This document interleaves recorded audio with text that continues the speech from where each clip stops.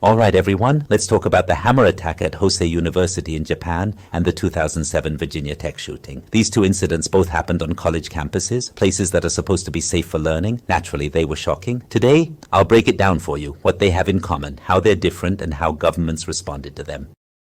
First off, both incidents involved planned, random violence. The attackers prepared their weapons beforehand and targeted innocent students in classrooms. It's terrifying to think that something like this could happen in a place where people come to study and grow. The second similarity is that mental health issues were a factor for both attackers. At Virginia Tech, Cho Sung-hui had known psychological struggles, and it seems like the attacker at Hosei University was dealing with similar challenges.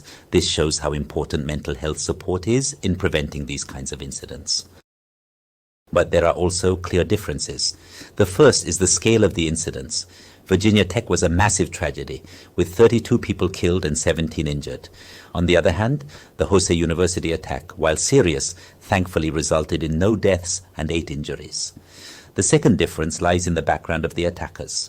Cho Sung-hui was a Korean immigrant who grew up in the US and struggled with isolation and psychological issues within American society. His nationality and identity belonged to the United States. In contrast, the Hosei attacker was a Korean student who had recently come to Japan, so their challenges might have been more about adjusting to a new culture and environment. Now let's talk about how the governments reacted. During the Virginia Tech incident, the Korean government kind of overreacted. It was an American issue, and all Korea needed to do was express condolences. But instead, they went as far as considering sending a delegation to the US, which made it look like Korea was somehow responsible. Honestly, that was over the top and unnecessary. With the Hosei University case, though, it's a different story. Since the attacker is a Korean national, the Korean government has a responsibility here. They need to express sincere regret to the victims and show Japan that they're taking this seriously. This incident is also a wake-up call to better support Korean students studying abroad, especially when it comes to their mental and emotional well-being.